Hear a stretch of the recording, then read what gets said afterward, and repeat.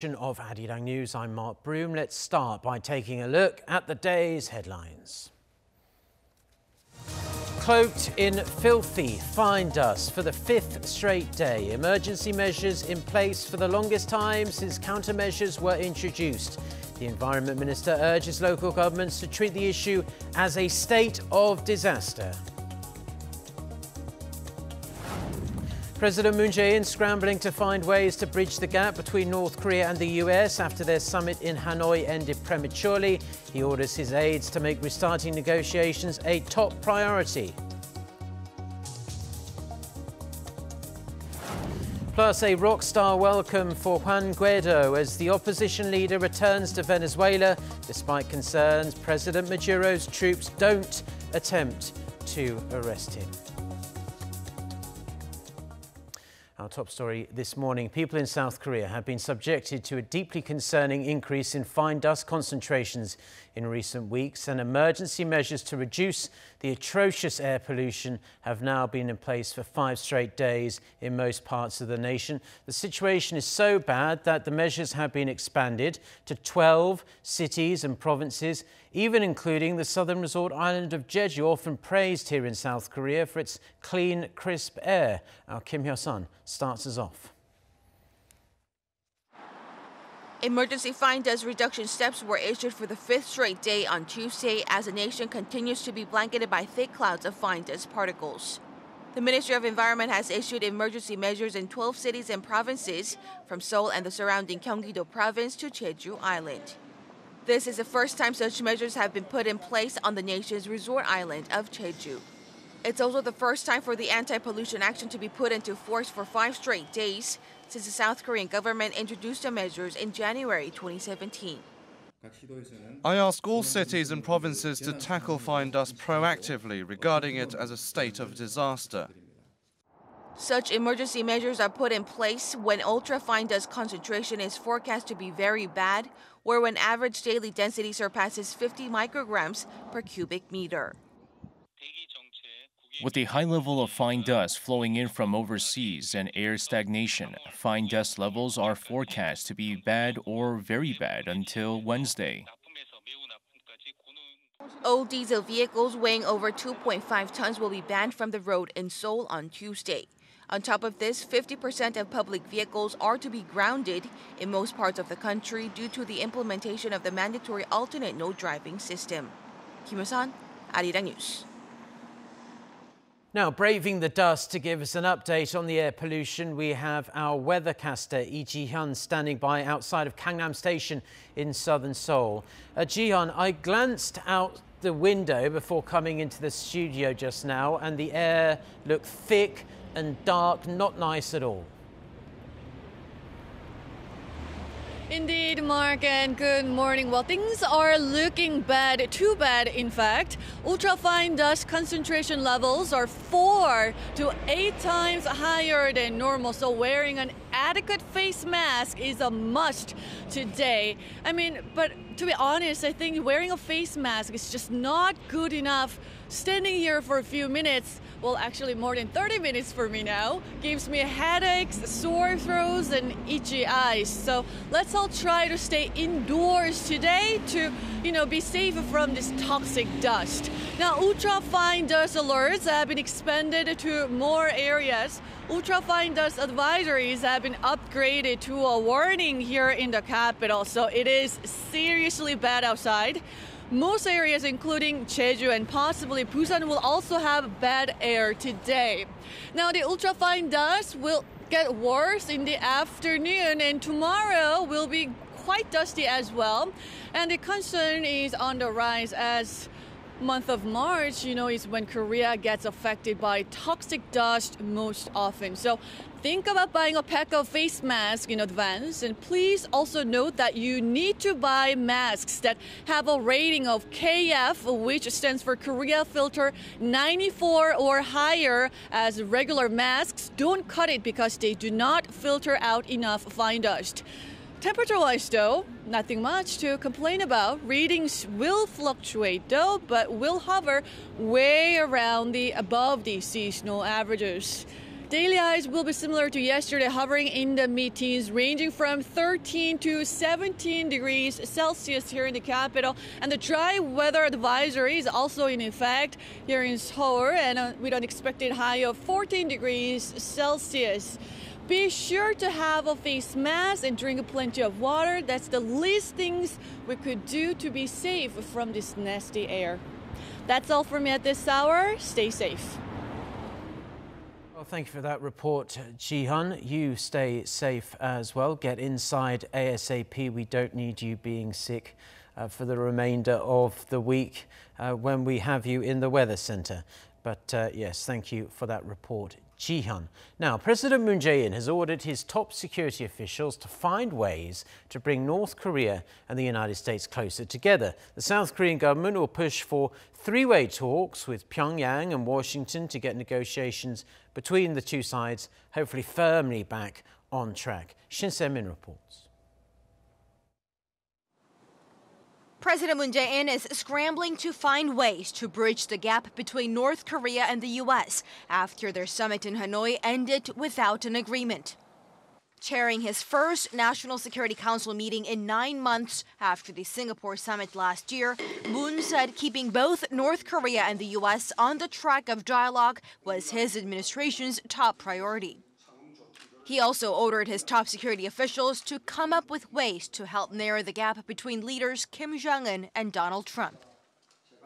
이번 북미 정상회담에서 양측이 합의에 이르지 못한 그 입장의 차이를 정확하게 확인하고 그 입장의 차이를 좁힐 수 있는 방안을 모색해 주기 바랍니다. 북미 대화가 종국적으로 타결될 것으로 믿지만 대화의 공백이나 교착이 오래 계속되는 것은 결코 바람직하지 않으므로 북미 실무 대화의 조속한 재개를 위해서도 함께 노력해 주기 바랍니다. South Korea's Foreign Minister Kang Kyung-hwa promised to push for three-way talks with Pyongyang and Washington as a way to keep North Korea and the U.S. engaged in nuclear talks.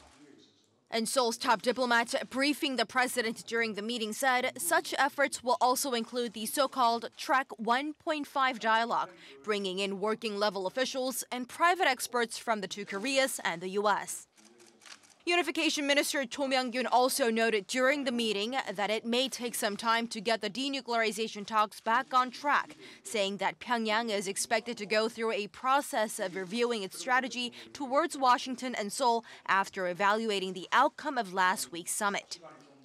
The president also pointed that there is a possibility of progress in the future, saying that the leaders had refrained from adding much tension even after failing to reach an agreement. And the president emphasized the importance of future talks on shutting down the regime's Yongbyon nuclear facilities, deemed the backbone of Pyongyang's nuclear program, under the observation and inspection of the U.S. With hopes of resuming his role of chief negotiator, the president said he hopes the two countries continue their dialogue and the leaders Kim and Trump meet again in the near future to strike a deal they weren't able to reach this time. Shin Se-min, Arirang News. Now, South Korea's nuclear envoy will be visiting Washington from Tuesday through Thursday to discuss the latest North Korea-related developments. Seoul's foreign ministry says Lee Do-hoon, special representative for Korean Peninsula Peace and Security Affairs, will meet his U.S. counterpart Stephen Biegun and other U.S. officials related to matters on North Korea during his stay. They'll share their evaluations on the outcome of the Hanoi summit and discuss ways to quickly resume negotiations. North Korean leader Kim Jong-un is back in North Korea this morning without making a speculated stopover in Beijing. Watchers believe he needs some time to analyse the outcome of the Hanoi summit before meeting Chinese President Xi Jinping to coordinate the next steps. According to the North state-run Korean Central News Agency, Kim's train arrived at Pyeongyang station early Tuesday at 3 a.m. local time. U.S. President Donald Trump has angrily rebuffed reports joint military exercises with South Korea were discussed during the Hanoi summit. President Trump tweeted Monday that the decision to cancel the South Korea-U.S. joint military exercises was made long ago because it costs Washington too much money and the U.S. is not reimbursed for such tremendous cost. The International Atomic Energy Agency is calling on its members to provide additional funding for the agency's safeguard activities. Such funding, according to the head of the agency, will help verify North Korea's nuclear program. Lee Seung-jae with the details. Speaking to the IAEA's Board of Governors on Monday, the head of the agency, Yuki Amano, stressed the importance of securing extra funds for safeguard activities, which includes verifying North Korea's nuclear program. Amano says the IAEA has monitored the regime's nuclear program using open-source information and satellite imagery. According to the information gathered, the head of the IAEA says the agency hasn't seen indications of the operation of the 5-megawatt electric Yongbyon reactor since early December and has not seen any reprocessing activities at the radiochemical laboratory. However, Amano revealed the agency saw ongoing construction work at the light water reactor with the ongoing use of the reported centrifuge enrichment facility. Due to the lack of the on-the-ground access, Amano says the IAEA cannot confirm the nature and purpose of such activities. He said the IAEA continues to follow international developments on the North's nuclear issue, adding he hopes it will lead to an agreement and the implementation of concrete denuclearization measures. Lee Seung-jae, Arirang News.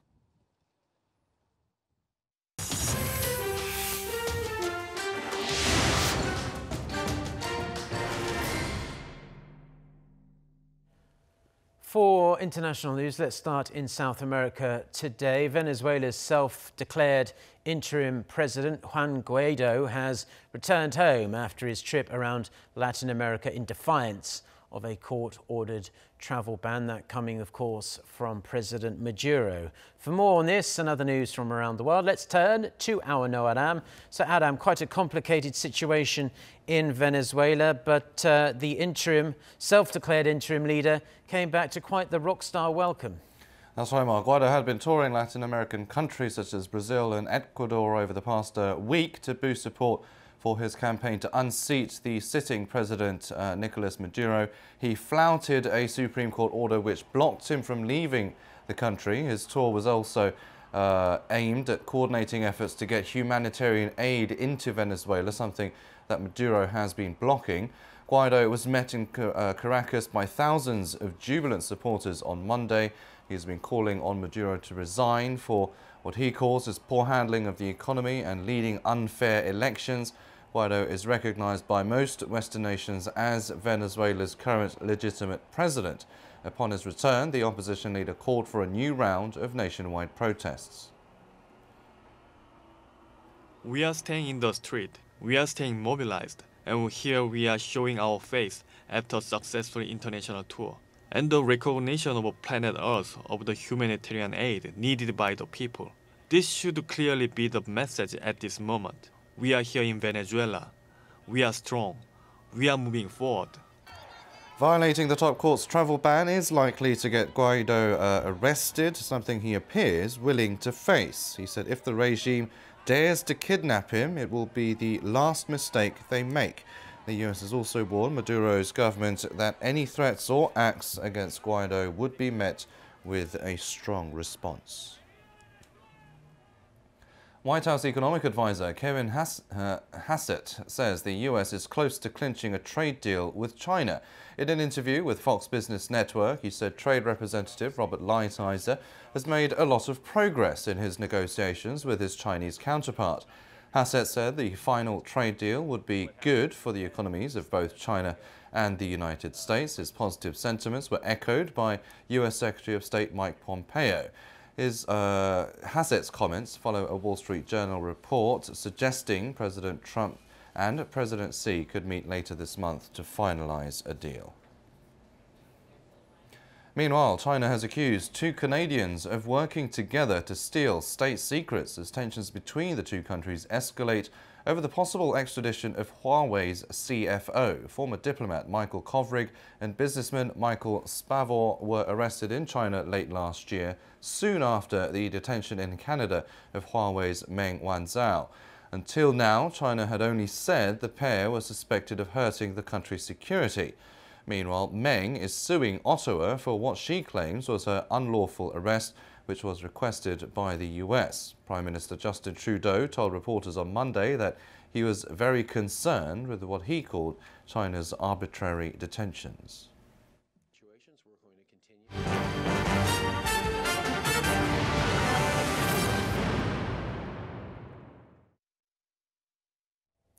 Now, South Korea's per capita gross national income surpassed the $30,000 mark for the very first time.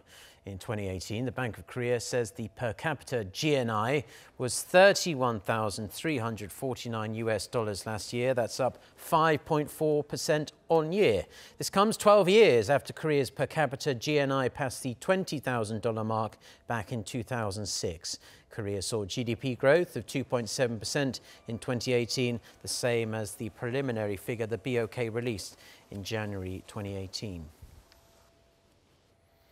Moody's has slashed its outlook for South Korea's economic growth for 2019 and 2020. In a report Monday, the global credit rating agency forecast South Korea's economy to grow 2.1% and 2.2% in 2019 and 2020, respectively, far lower than the 2.7% growth last year. This is a revision from the 2.3% and 2.5% growth outlooks Moody's gave in November last year. The report explained that subdued demand for intermediate products from China, namely semiconductors, has had a negative impact on exports and investment outlook. South Korea's consumer prices rose at their slowest pace in 2.5 years last month, mainly due to a drop in international oil prices. According to Statistics Korea, on Tuesday, consumer prices increased by just 0.5% on year in February. The rate of increase has been sub 1% for 2 straight months now. The agency said a slump was seen in the price of petroleum goods, citing the drop in international oil prices. Another reason was lower vegetable prices compared to a year earlier, due to a base effect. Now, February was another disappointing month for South Korea's overall exports, with exports playing such a significant role in driving the local economy. The South Korean government on Monday unveiled new measures in a bid to turn things around. Our economics correspondent Kim Hae-sung has this report. Finance Minister Hong Nam-gi said the government will provide $209 billion as financial support to help boost Korean companies' exports. The allocated budget, which includes loans and guarantees, is up nearly $14 billion on year. To boost short-term export vitality, we will sharply increase trade-related financing, which includes all stages of exports, from signing contracts, manufacturing goods, to shipping and payment. New financial programs will be created to help improve exporting companies' fund flow. An $89 million special guarantee system will help secure bank loans with just their export contracts. Another $890 million fund will be created by April to help exporters cash their bonds quickly, as cashing export bonds usually take over half a year. The announcement Monday comes amid slowing export growth in Korea, with outbound shipments dropping 11% on year to $40 billion in February. This marked the 3rd consecutive month in which exports fell due to slowing global trade and falling chip exports. The finance minister said diversifying Korea's export market is important and vowed to continue bolstering ties with Southeast Asian countries, India, and other Central Asian countries. At the same time, the government will provide over $300 million for around 42,000 small and mid-sized Korean firms to strengthen their marketing activities, such as participating in overseas exhibitions. Citing biohealth and cultural contents as Korea's new export engine, Minister Hong said the government will come up with more detailed measures to boost competitiveness of specific export goods starting this month. Kim Hae-sung, Arirang News. Now, semiconductor exports make up a significant portion of South Korea's exports, but latest figures are showing that the ratio is falling. In fact, it slumped to its lowest point in over a year and a half in January. Go Ryun-hee reports. Concerns are growing about South Korea's exports, with the figures dropping for 3 months on the bounce. This was mainly due to a slump in chip shipments, which accounted for around 20% of South Korea's total exports on average in 2018. New figures from the Trade Ministry and Korea Customs Service paint a grim picture for this year. The percentage of chip exports out of South Korea's overall overseas shipments fell for 4 consecutive months starting October and hit a 19-month low in January. South Korea's total exports for the month marked around $46.3 billion, and chip shipments accounted for 16% of the total, the lowest since June 2017. Analysts point to the slower growth of the global semiconductor market, mainly due to weak demand and falling prices. Many IT companies have been postponing investment or clearing stocks as part of a wait-and-see approach for chip prices to go down even further. This led to a fall in prices, and the situation worsened due to the rising global uncertainties, such as the U.S.-China trade spat and low sales of smartphones and PCs. Data by market tracker DRAM Exchange shows contract prices of server DRAM are expected to fall by more than 20% on quarter in the January to March period. Experts say falling chip exports may be signaling a red flag for the nation's overall economy, highlighting the need for structural changes. We need other major export items other than semiconductors. Korea's shipbuilding and steel industries are some examples. Exports of IT products and services should be considered as well. Analysts point out that a diversification of export destinations is also important, which is being championed by the government's new northern policy of economic cooperation with countries to the north of the Korean peninsula. 고르니, Arirang News. Now, switching gears to politics, South Korea's National Assembly will be back in business in March after a couple of months of inactivity. While the various parties have agreed to hold the session, they have yet to set a specific schedule, and the agendas also need to be addressed. Kim Mok-yeon reports. Following a months-long hiatus, South Korea's National Assembly is finally about to resume normal operation. The floor leaders of the country's 3 main political parties struck a deal to reopen parliament, though they failed to narrow their differences on a number of pending issues, including whether to launch a parliamentary probe into alleged real estate speculation by a former ruling party lawmaker. The parties still decided to hold a plenary session beginning March 7th. Na Kyung-won, the floor leader of the main opposition Liberty Korea Party, announced they will submit a request to convene the National Assembly by the end of Monday to end the party's boycott of parliamentary affairs. Ruling party floor leader Hong Young-pyo expressed relief, applauding the opposition's move, adding that he will work to swiftly proceed with pending legislative affairs. Though it appears Parliament is likely to be normalized later this week, the parties don't have a detailed schedule in place, nor have agreed on the specific agendas to be discussed. Kim Mok-yeon, Arirang News.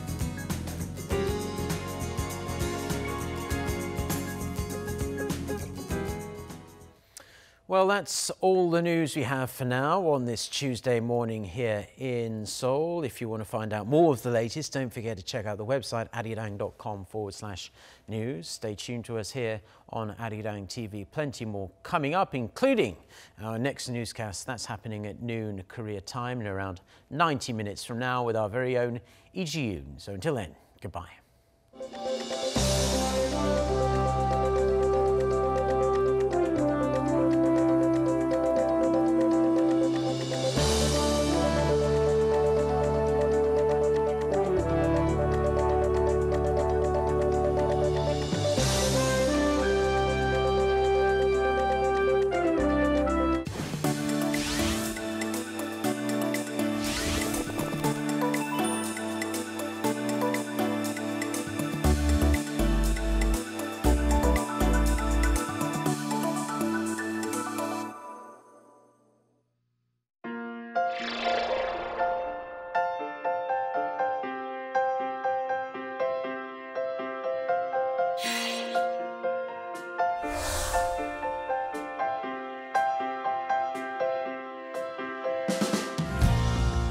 On April 1st, 1919, people gathered at Aone Market for Korean independence.